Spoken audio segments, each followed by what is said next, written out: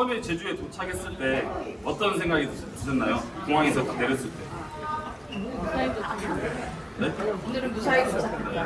아니 저는 이제 야자수도 있고 좀 아름다웠는데 알고 보면 이 아름답지만 슬픈 섬이라고 누가 말씀하시더라고요. 이 역사 때문에 좀 그런 것 같고요. 저 퀴즈 하나 내겠습니다. 저기 동백꽃이 있는데 동백꽃에 콧말이 여러 가지가 있어요. 근데 4.3 이 민주항쟁의 의미를 가지는 콧말이 뭔지 말씀해 주시죠. 기다려. 네. 이 기다림이라는 것이 이 제주 서민들의 희생자분들의 진상을 규명하고 반드시 명예를 회복하는 그 기다림이라는 뜻이지 않을까 생각을 합니다. 그리고 설명을 드리면 다들 아시겠지만 1945년 8월 15일 날 일제가 패망을 하고 저희 나라가 이제 독립을 자주적으로 독립해서 통일 정부가 되느냐 아니면 분단 국가가 되느냐 하는 과정이 있었는데 저기 위쪽 38선을 경계선으로 위쪽 지방에는 소련이 주둔했고 저희는 미군정이 주둔을 했습니다. 주둔을 하면서 미군정과 이승만 남쪽에 단독 정부를 한다면 대통령이 유력했던 미군정과 이승만은 남한 단독 정부를 설립하려고 했고 우리가 잘 아는 김구 선생님은 민족주의자로서 통일 정부를 수립해야 된다라는 과정이 있었습니다. 발단의 계기는 다 아시다시피 저희 제주의 단독정에서 3.1 운동 행사가 있었습니다. 47년 3월 1일 날. 그래서 제주 도민들이 다 모여가지고 가두 시위를 진행했는데 그때 당시에 김하경찰이 말을 타고 가다가 6살 어린아이를 치게 됩니다. 근데 조치를 하지 않고 그대로 달아나니 시민들은 당연히 분노했고 돌을 던지며 항의했는데 경찰이 그대로 달아났고 그 모습을 보고 경찰들이 이제 발포를 하게 됩니다. 그 발포에서 12명의 사망자가 발생하는데 그 안에는 어린 학생도 있었고 갓난아기를 안고 있었던 여성분도 계셨어요. 무고한 시민들이 폭도로 오해받아가지고 발포 사건이 있었는데 그때 경찰들이 문제가 된 게 저희는 이 중간에 잠깐 다른 얘기로 가면 미군정이 들어오면서 사실 우리가 일제로부터 해방이 됐으니 친일파들을 청산했어야 되는데 청산하지 못하고 미군정에서 그대로 친일 경찰들을 그대로 등용했기 때문에 문제가 발생했다고 생각을 하고요. 그 과정에서 이제 시민들은 경찰한테 책임자 처벌하고 진상 사과하고 재발방지 대책을 마련하라고 촉구를 했는데 그렇게 하지 않아서 3월 11일 9일 뒤에 총파업을 진행하게 됩니다.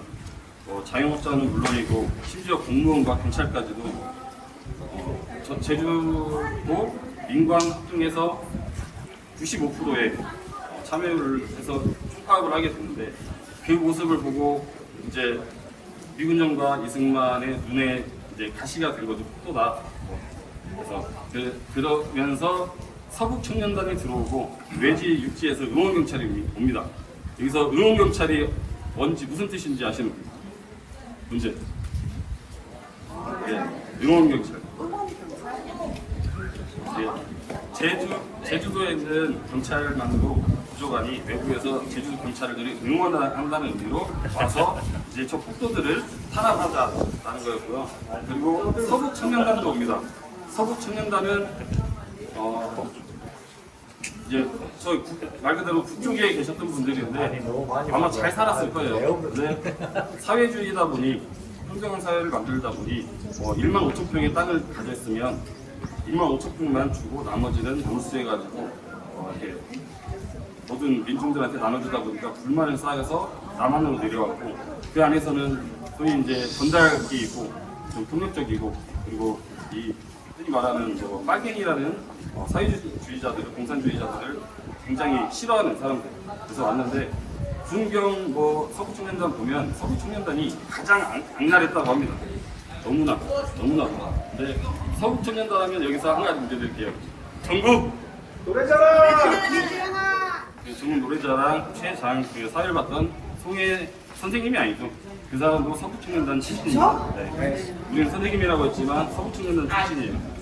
문제를 하려고 했는데 못 때렸고 이분들이 와서 탄압을 하고 그 1년 가까이 탄압을 했고 그런 와중에 48년 4월 3일 딱 그날 이제 단독 정부를 계속 수립하려고 하니 통일 정부를 만들려고 하는 이른바 조선 남로당 분들이 무장대가 되어서 여기 제주도 보면 다 오름이라고 해요. 산 위에 봉화를 불을 밝히고 무장 공기를 시작합니다. 그리고 나서 제주도에 12개의 경찰서를 습격을 해가지고 그 경찰과 우익 인사들이 죽었고 또 그로 인해서 가족들까지 피해를 입었다고 합니다.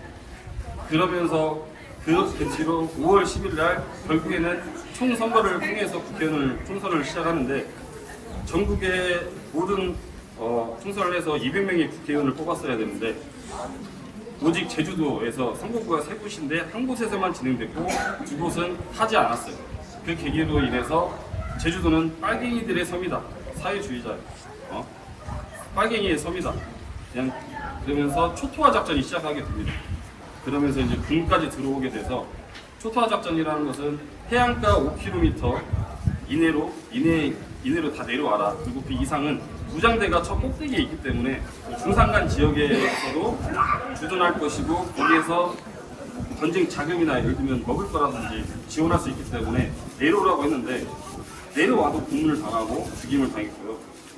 사실은 그때 지금 인터넷이 발달돼 있으니까 알지만 그냥 일반 주민들은 하는 얘기나 어떻게 알아요? 내려오라고 했는지 안 했는지 모르는데 그냥 와서 고인 족족 죽이고 마을을 불태워버렸어요. 그러다 보니까 사람들은 무서워서 두려워서 더 위로 올라가게 된 거죠. 계속해서 올라갔고 아마 제주도 전역이 학살지인데 우리가 비행기 타고 내린 것도 학살지고요. 가다 보면 동굴도 많이 있는데 거기에 사람들이 항상 다 숨어 있었고 그렇게 두려움에 떨면서 참혹하고 모욕적인 세월을 무려 7년 이상, 7년 7개월가량 지속됐습니다. 그 역사를 근데 그때 당시에 내 가족이 희생자라고 말하면 나 역시도 빨갱이라고 불려서 면자제처럼 죽임을 당할까봐 그 이후로도 90년대까지도 쉬쉬하고 살았고요. 그러다 2000년 들어서서 김대중 정권 때 4.3 특별법이 제정됐고 2003년도에 진상보고서가 채택이 됐습니다. 그리고 노무현 대통령이 최초로 국가원수로서 사과를 했어요. 정부로 인해서 희생당한 분들의 위로를 하고 그리고 원수로서는 2006년도에 이 4.3 명령을 기리는 장소에도 오셨었고요. 근데 현재로 봤을 때 윤석열이 12월 3일 날 내라는 계엄을 일으켰는데 만약에 그 계엄이 성공했다면 저희도 같은 입장이지 않았을까. 아마 우리는 한국가 세력이잖아요. 이거 입었으니까. 하지만 우리 가족까지 무고한 시민들이나 어린 아이들 남녀노소 하지 않고 그랬을 거라고 생각하는데 역사를 잊은 민족에게 미래는 없다고 했는데 저희가 노동조합에서 역사를 알고 현장에 가서 모든 분들은 다 알리고 다시는 이런 일이 반복되지 않기 위해서 이 기행을 계획하고 중앙에서 하고 군부에서 해서 그렇다고 생각하고요. 여기 들어가시면 백비가 하나 있어요.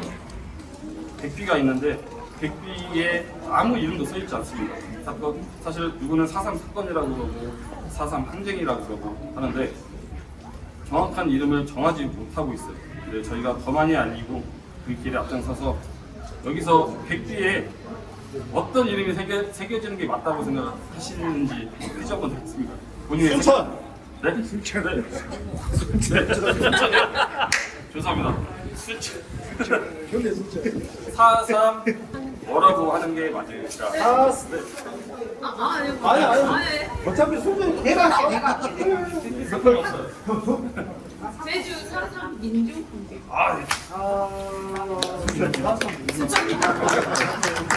노동자고 민중들이 정말 이 탄압에 맞서가지고 투쟁해서 승리에 앞장서갈 것 같습니다.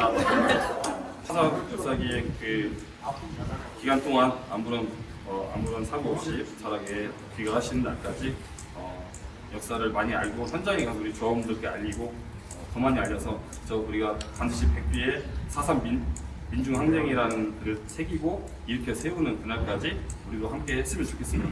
네, 감사합니다. 들어가자마자 백비 보고 나서 보면은 그런 것도 있잖아요. 일본의 군사 기지였던 어차피 거기 가서 우리 일정 안에 있으니까 다른 분들이 다 설명하실 거니까 설명은 하지 않을게요. 그리고 나오다 보면 여기가 국장님이 아마 작년인가 이렇게 역정되면서 하시는 말씀이었어요. 여기가 왜 평화기념관이냐, 화해와 인권과 무슨 화해를 해요? 억울하게 죽이면 당연히 무슨 화해야?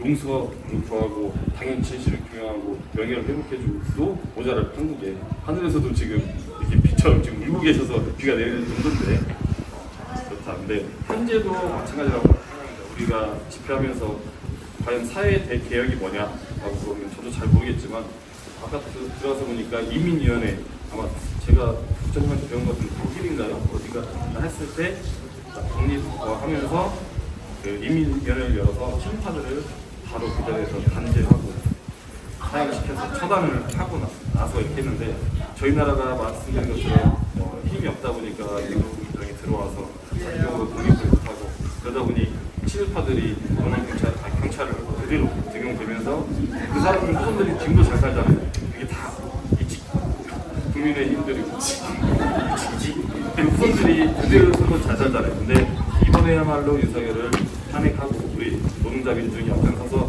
탄핵하고 그분들이 아니라 그 새끼를 단죄하고 그래서 정말로 자주적으로 우리나라가 선대하고 독립할 수 통일이 되는 길에 우리가 하나본부 우리 동지들이 함께 하면 좋겠다는 말로 저는 오늘 설명 마무리하겠습니다. 그 어머니의 모습 이거 베를린 가면 있거든요.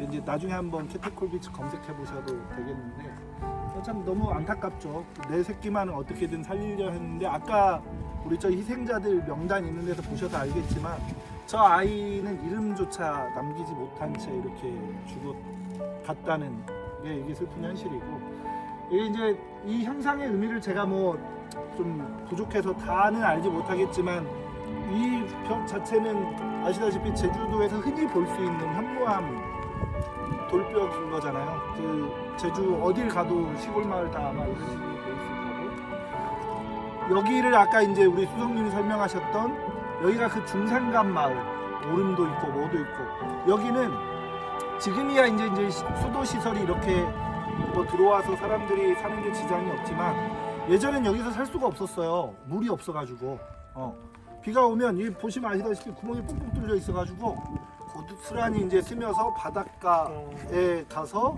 거기서 이제 지하수가 겨우 나와요. 그래가지고 이제 저기 꼼꼼히 보신 분들 알겠지만 여기서 사람이 있다는 것 자체가 문제 있는 거 아니냐, 빨리 내려와라 소개령을 하는데 그 말 듣고 내려가면 학살당하고 그러니까 이제 중산간 지방으로 이렇게 올라오고 동굴에 숨고 그랬는데 이제 또 희생당하고 그래서 이 평화공원을 이곳 중산간 마을에 만든 이유는 실제 당시에 희생당한 분들이 이곳으로 이렇게 피신와서 이렇게 희생이 됐기 때문에 그런 거거든요.